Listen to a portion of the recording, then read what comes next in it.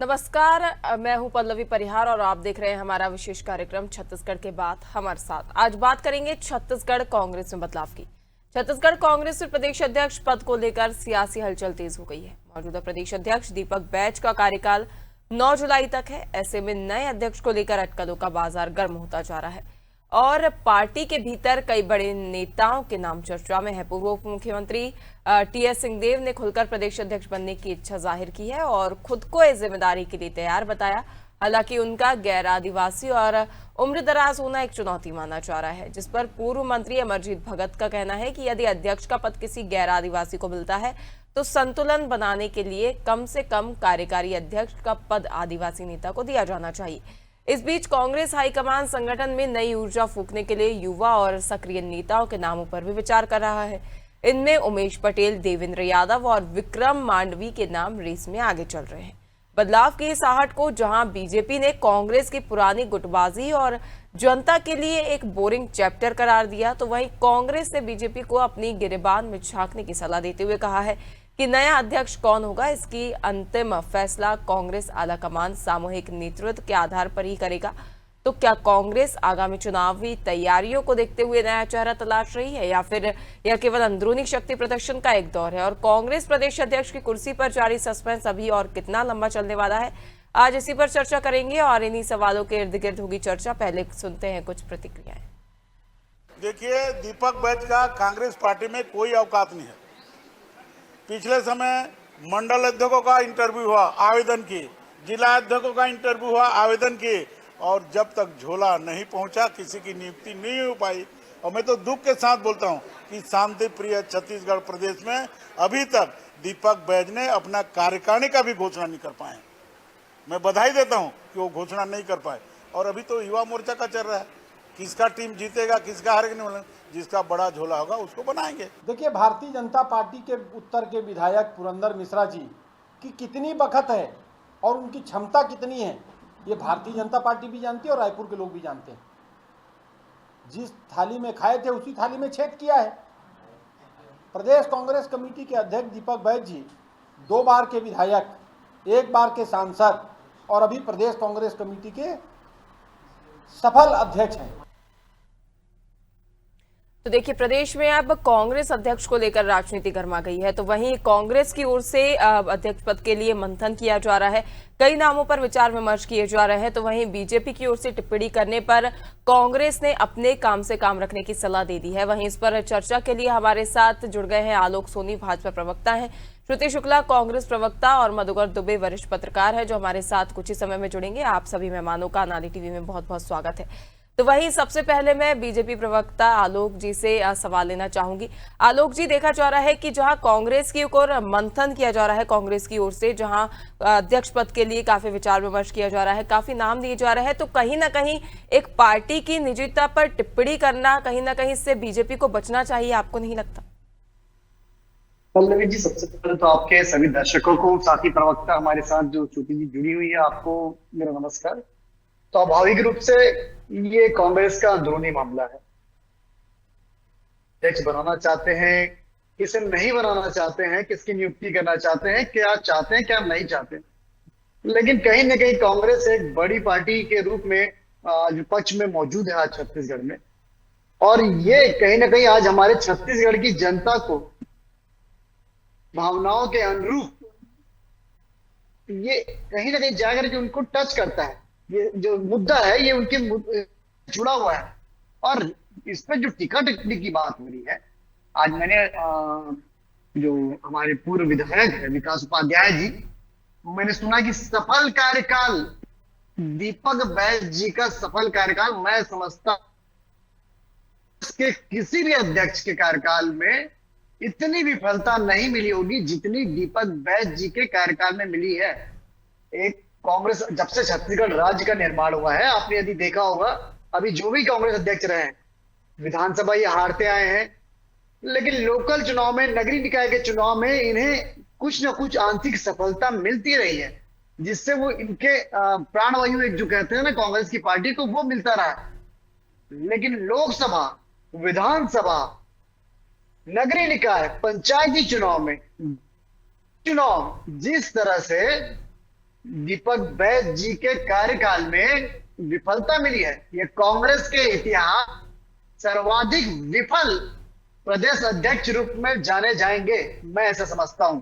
हाँ, ये स्वाभाविक है, उनका अंदरूनी मामला है, इससे भारतीय जनता पार्टी को कोई फर्क नहीं पड़ता है। भारतीय जनता पार्टी जो है अपनी नीति रीति को साथ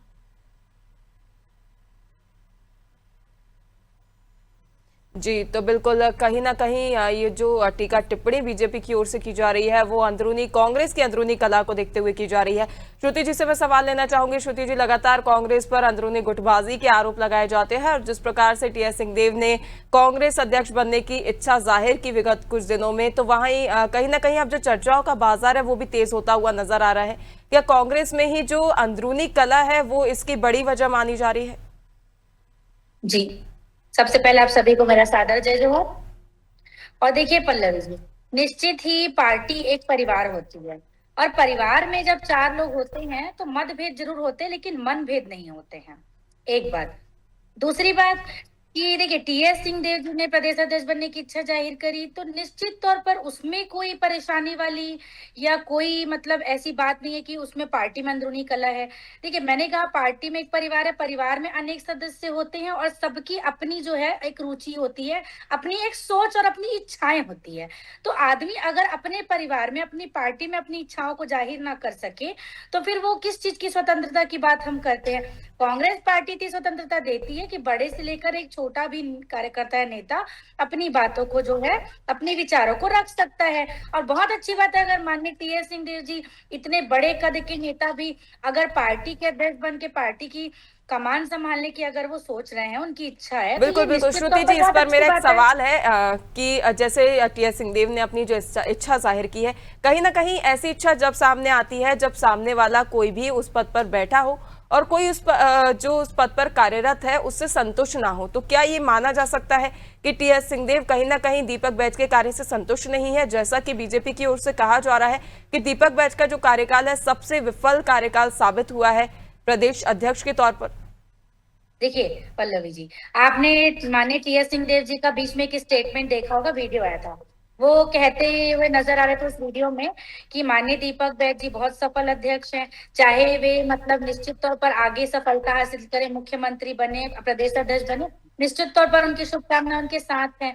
तो देखिए संगठन में बदलाव होते रहता है निश्चित तौर पर। एक मिनट आप मुझे मेरी बात पूरी करने दीजिए, राजनीतिक पार्टी एक मिनट आप मुझे मेरी बात में पूरी करने दीजिए, उसे आप मुझे मेरी बात पूरी करने दीजिए। क्या देखिए मैं कह रहा हूँ निश्चित तौर सफलता पर कमाने आप की मुझे जो मेरी बात आप बात कर पूरी रही है करने वो तो मैं दीजिए। समझता हूँ एक राजनीतिक पार्टी के लिए आप मुझे मेरी बात पूरी करने जी आलोक जी, मैं आपके पास भी आऊंगी, श्रुति जी को अपनी बात पूरी करने दीजिए। देखिए क्या है, संगठन में बदलाव होते रहते हैं निश्चित तौर पर, इसमें कोई दो राय नहीं है।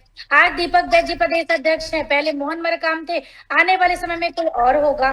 तो अपनी इच्छाओं को जाहिर करना अगर इन्हें लगता है कि उस चीज के पार्टी में कला है तो फिर ये इनकी निचली सोच को दर्शाता है। एक बात। दूसरी बात, अगर ये प्रदेश अध्यक्ष जी के विफल कार्यकाल की बात करते हैं तो आज उन्हीं प्रदेश अध्यक्ष जी के कार्यकाल में छत्तीसगढ़ में अभी वर्तमान में इतने नगरीय निकायों में हमें जीत हासिल हुई है। अनेक प्रकार की सरकार के खिलाफ जो है, उनकी विफल योजनाओं के खिलाफ अनेक प्रकार के आंदोलन, प्रदर्शन और एक आदर्श विपक्ष की भूमिका निभाते हुए हमेशा जनता के साथ देने के लिए एक आदर्श अध्यक्ष के रूप में उन्होंने हमेशा वो खड़े रहे हैं। निश्चित तौर पर एक एक्सपीरियंस होल्डर व्यक्ति हैं, 3 बार के विधायक, 1 बार के सांसद, बस्तर के नेता और युवा चेहरे हैं। जिन युवा आदिवासी चेहरे की ये बात करते हैं तो वो युवा और आदिवासी चेहरा है और निश्चित तौर पर आगे बदलाव होगी। और इन्होंने एक बार ये भी कहा कि अलग युवा कांग्रेस में अलग अलग नेताओं के चेहरों की बात होती है। तो मैं इनको ये भी बता दूं कि एक पार्टी में परिवार है, परिवार में कई प्रकार के लोग रहते हैं, तो सबकी अपनी इच्छाएं होती है, तो उसको जाहिर करना भी अगर इन्हें दिक्कत लगता है तो ये इनकी गलत सोच। निश्चित तौर पर और जरूरी हो गया है, जरूरी भी है पार्टी में बदलाव के तौर पर देखा जाए। यदि पार्टी देख रही है किसी चेहरे को बदलाव के तौर पर तो ये कोई बुरी बात नहीं है और इसमें कोई संशय भी नहीं है। वहीं मैं मधुकर जी से सवाल लेना चाहूंगी। मधुकर जी, जिस प्रकार से कांग्रेस अपने आगामी प्रदेश अध्यक्ष के लिए विचार विमर्श कर रही है, काफी ऐसे नाम है जिनको लेकर विचार किया जा रहा है, तो वहीं अब इस पर राजनीति भी गर्मा गई है, इसको आप किस तरह से देखते हैं? जो कांग्रेस पर जो भाजपा की जो टिप्पणी है कि उनके प्रदेश अध्यक्ष कांग्रेस के दीपक बैज जी ठीक से काम नहीं कर पा रहे, मेरा ये मानना है कि संगठन को लगातार मजबूत करने में दीपक बैज जी की जो सक्रियता देखी जा रही है ग्राउंड लेवल पे हो चाहे राजनीतिक स्तर पे हो, वो उनकी वो सक्रियता सार्थक है और वो लगातार पार्टी को खड़ा करने की कोशिश कर रहे हैं। और भाजपा सरकार की जो भी यानी नाकामियां पार्टी को जो नजर आ रही हैं, जिस तरीके से नजर आ रही हैं, उस पे वो यानी उसका विरोध भी कर रहे हैं। और पार्टी के पुनर्निर्माण के लिए और उसकी पूरी तैयारी जो है कि दीपक बैज जी कर रहे हैं। इसमें अगर भाजपा का ये आरोप है कि नहीं बदल पा रहे हैं या ऐसी चीजें चल रही हैं, तो मेरा ये मानना है कि आप सत्ता को चाहिए कि जन समस्याओं पर केंद्रित होना चाहिए। और जो विपक्ष जन समस्याओं को लेके, चाहे वो महंगाई की बात हो, चाहे वो स्थानीय स्तर का भी कोई मुद्दा हो, तो उस मुद्दे को हल करने के लिए सोचना चाहिए। और सत्ता का या सत्ता पार्टी का ये धर्म है और उनको बताना चाहिए, उस मंच से कांग्रेस के आरोपों का जवाब अपने कामों से देना चाहिए। बाकी बयानबाजियों से आम जन सरोकार का कोई मतलब नहीं है, उसका कोई अर्थ नहीं होता है। बाकी वो संगठन है, कांग्रेस और भाजपा किस किस तरीके से अपने संगठन को मजबूत करे, ये दोनों उसके लिए स्वतंत्र हैं। और ये कांग्रेस का निजी मामला है और कांग्रेस लगातार एक फाइटिंग मूड में आ रही है और लगातार दीपक बैज जी अच्छा काम कर रहे हैं। और मैं भाजपा के भी कामों के नकारा नहीं जा सकता है, लेकिन यह है कि विसंगतियां होती हैं, शासन सत्ता काल में विसंगतियां होती हैं। विपक्ष का काम है मुद्दे को उठाना, संगठन पे कोई टिप्पणी है तो उसको आत्मसात करके जो लोग सलाह दे रहे हैं कि हाँ ऐसा होना चाहिए, ये होना चाहिए, तो कहीं न कहीं से भीड़ है कांग्रेस का। और ये पार्टीगत जो भी संगठन की जो बातें होती हैं वो व्यक्तिगत बातें हैं, उनकी निजी बातें हैं। हमको जन मुद्दों पर फोकस करना चाहिए। बिल्कुल, तो मधुकर जी का कहना है, आलोक जी, कि सत्ता पक्ष के नाते आपका दायित्व बनता है कि जो मुद्दे हैं जिन पर विपक्ष की ओर से आपके ऊपर आरोप लगाए जा रहे हैं, उनका कार्य करके उनका जवाब दिया जाए, ना कि बयानबाजी के जरिए। और जो अध्यक्ष पद की बात है, ये पार्टी की निजी जो है वो निजी मामला है, इस पर कहीं ना कहीं सत्ता पक्ष को इससे बचना चाहिए। और यदि सत्ता पक्ष ऐसा कहता है कि जो विफल कार्यकाल रहा है दीपक बैज का, तो आपके अनुसार ऐसा सत्ता विपक्ष होने के नाते ऐसा क्या करना चाहिए, ऐसे कौन से दायित्व हैं जिनसे दीपक बैज वंचित रह गए या उनकी ओर से नहीं निभाए गए जो उन्हें निभाने चाहिए थे? मैं समझता हूँ पल्लवी जी, दीपक बैज जी जो है वो अपने 3 वर्षों के कार्यकाल में एक स्टैम्प पेपर के रूप में इस्तेमाल किए गए। कांग्रेस की राजनीति जो है वो भूपेश बघेल जी, चरणदास महंत जी और टीएस बाबा, छत्तीसगढ़ में इन तीनों के इर्द गिर्द ही घूमते रही। जो चौथी धुरी जो थी वो बनने का जो प्रयास दीपक बैज जी ने किया 3 वर्षों में, वो लोग नहीं बन पाए। ना उन्होंने कभी अपना जो एक टीम जो बनानी थी वो प्रॉपर टीम ऑर्गेनाइज कर पाए, ना टीम बना पाया, ना तो टिकट वितरण में। सारी चीजें दर्शाती कि कितने कमजोर प्रदेश अध्यक्ष के रूप में उनका कार्यकाल रहा। और आज भी कमोबेश यही स्थिति है प्रदेश कांग्रेस की कि ये किसकी कांग्रेस है, इस बात को कह पाना बेहद संशय है कि ये टीएस बाबा की कांग्रेस है, ये भूपेश बघेल की कांग्रेस है, ये राहुल गांधी जी की कांग्रेस है जिसका नेतृत्व जो है दीपक बैज कर रहे हैं। इसमें बहुत बड़ा संशय है। आज भी गुटबाजियों में बटी हुई है कांग्रेस।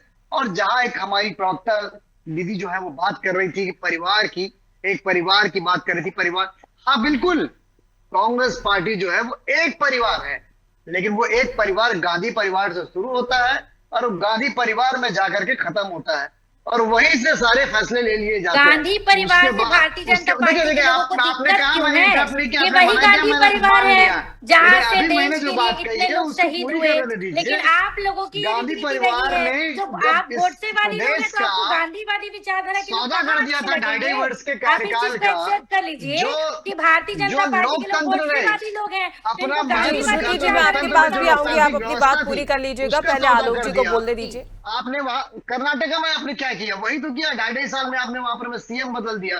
तो क्या ये नूरा कुश्ती नहीं चल रही थी यहाँ पर में? 5 वर्ष की जो नूरा कुश्ती चली टीएस बाबा और भूपेश बघेल के बीच में, वही जो है छत्तीसगढ़ की जनता के लिए बेहद हानिकारक हुआ। छत्तीसगढ़ की जनता में कोई भी जो हितकारी फैसले से वो लिए ही नहीं गए। केवल और केवल जेब भरने का जो काम है कांग्रेस शासनकाल में किया गया, उसी की परिणति की आज कांग्रेस को जो है सत्ता से हर वर्ग ने बाहर किया है।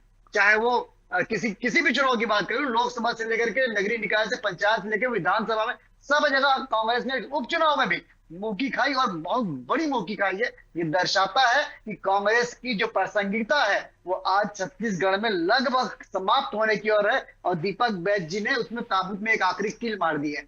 इसलिए मैं कह रहा हूं कि ये जो कार्यकाल था उनका सर्वाधिक विफल कार्यकाल के रूप में पूरे कांग्रेस इतिहास में जाना जाएगा।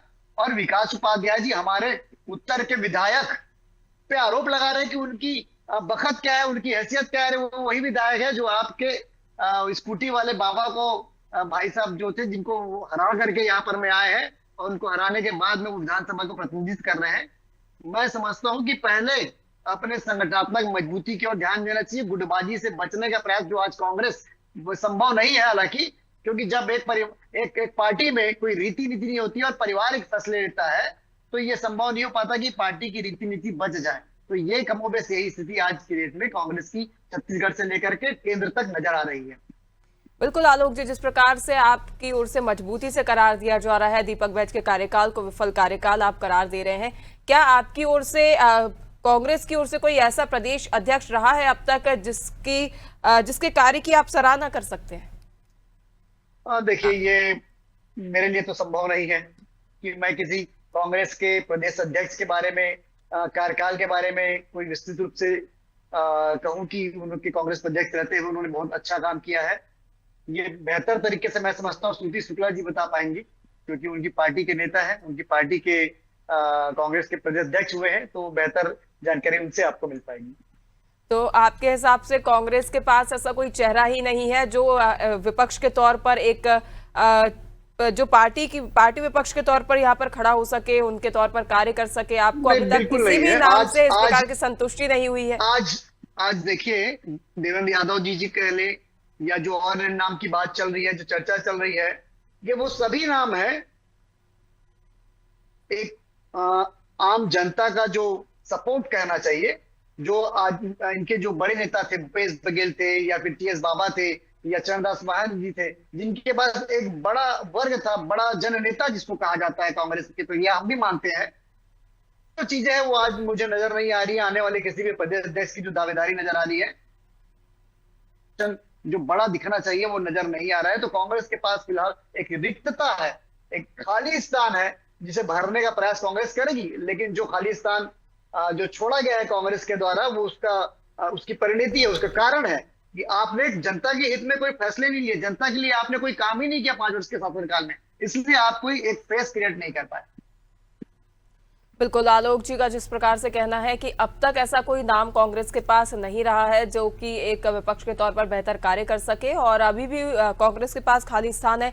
श्रुति जी, कह सकते हैं कि जो पार्टी आलाकमान होती है उनकी ओर से अंतिम मोहर लगती है और उन्हीं की ओर से चयन किया जाता है कि प्रदेश अध्यक्ष कौन बनेगा। लेकिन यदि अभी तक के कार्यकाल पर विचार विमर्श किया जाए, आदिवासी चेहरों को देखा जाए और अनुभवी चेहरों को देखा जाए या युवाओं की बात की जाए, तो क्या लगता है कांग्रेस की ओर से किसको जो मौका है वो मिल सकता है?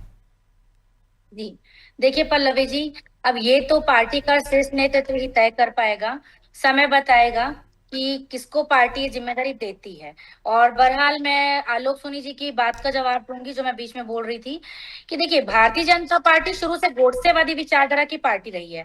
इन्हें गांधीवादी विचारधारा तो बिल्कुल भी पसंद नहीं आने वाली है। लगातार जिस गांधी परिवार की बात करते हैं ना ये लोग, तो मैं 1 मिनट, मैंने गांधी जी की विचारधारा को मैंने आपकी बात के रूप में केवल स्थापित कर दिया। मैंने आपकी बातें सुनी, मेरी बात को आपने गांधी जी की विचारधारा को मूर्ति के रूप में जगह जगह चौक चौराहों में स्थापित कर दिया। जी आलोक जी की बात सुन लेते हैं, हमारे पास समय भी कम है। उनके साथ छोड़ दिया। जिस गांधी परिवार की बात आप करते हैं, ये वही गांधी परिवार जी है जिन्होंने कहा था कि कांग्रेस की आवश्यकता अब नहीं है, इसे समाप्त कर देना। आलोक जी, मैंने आपको समय दिया था, श्रुति जी को अपनी बात पूरी करने दीजिए। हमारे पास समय की बाध्यता है जिसके चलते हमें उन्हें सुनने की जरूरत है। मैं बोलती हूँ जिस गांधी परिवार की बात करते हैं, ये वही गांधी परिवार है जहां से इतने लोगों ने देश के लिए अपने प्राणों को न्यौछावर किया था। अगर इतनी भारतीय जनता पार्टी के लोगों को इनसे समस्या है तो आपके किसी नेता को उठा करके लाइए, देश के लिए अपने प्राणों को न्यौछावर करने के लिए, बलिदान होने के लिए कहिए आप। देखिए, एक बात, किसी के दूसरी बलिदान पे बात, मैं आप उंगली मेरी नहीं उठाना बात चाहता, सुनिए। श्रुति जी। दूसरी बात, लेकिन कि उसके वरिष्ठ पीछे नेताओं में का वरिष्ठ क्या नेताओं बड़े का रीजन थे सम्मान भारतीय क्यों जनता उनकी पार्टी हत्या की में गई? होता और उन नहीं है। रीजन को भारतीय तार्किक रूप जनता से पार्टी यदि में आप वरिष्ठ पढ़ेंगे नेताओं का सम्मान होता तब नहीं आपको है। समझ में लेकिन आएगा कि अगर उनके कांग्रेस निर्णय पार्टी क्या थे, वरिष्ठ नेताओं क्यों का हुआ सम्मान उनके साथ करती में है ऐसा। तो उस चीजों से आपको तकलीफ होती है। आपके यहाँ जी। कभी अजय चंद्राकर जी आपके नेताओं के खिलाफ बोलते हैं, कभी ननकीराम कंवर जी आपके नेताओं के खिलाफ बोलते हैं, मतलब यही- आपके यहाँ वरिष्ठ तो नेताओं ये का दर्शा सम्मान रहा ही है नहीं कि एक है। लोकतांत्रिक अगर माननीय दीपक बैद जी जो स्थिति वरिष्ठ है, नेताओं का वो सम्मान मौजूद कर है रहे भारतीय हैं जनता पार्टी तो में। ये हमारी परिवार के आगे संस्कार पीछे है। नहीं घूम रही। भारतीय परिक्रमा जनता की पार्टी में नहीं है। संस्कार के नाम परिक्रमा पे वाली कुछ पार्टी नहीं नहीं है, है। सिर्फ धर्म के परिवार की नाम पे पार्टी नहीं राजनीति है। करिए सबको और अपनी लोगों बात को रखने बेवकूफ का बनाने का काम अधिकार है करिए। यहाँ पर में। आप जो है ना, आपकी जो संस्कार और रीति नीति है ना, ये बहुत अच्छे से हमको पता है, आपको बताने जी, की आवश्यकता नहीं जी। है।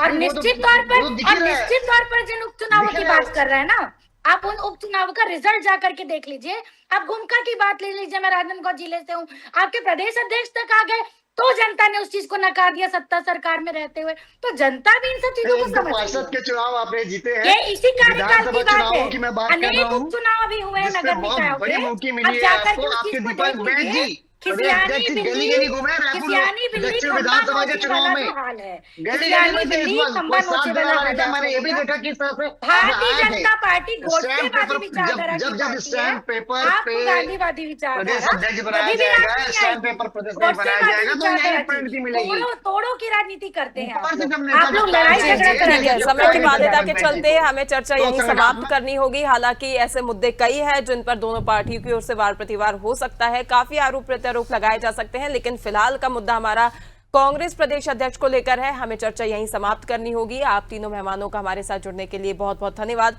तो देखिए, कांग्रेस प्रदेश अध्यक्ष को लेकर कवायद लगातार जारी है। कई नामों पर विचार विमर्श किया जा रहा है। कहीं कहा जा रहा है तो कांग्रेस की ओर से युवा चेहरों को मौका दिया जा सकता है, तो कई ऐसे अनुभवी चेहरों के नाम भी इसमें शामिल है। अब देखने वाली बात होगी कि जब कांग्रेस की ओर से प्रदेश अध्यक्ष के नाम का ऐलान किया जाता है तो किन समीकरणों को साथ ही कांग्रेस नजर आती है। तब तक के लिए फिलहाल अनारी टीवी में इतना ही। देखते रहिए अनारी टीवी। नमस्कार।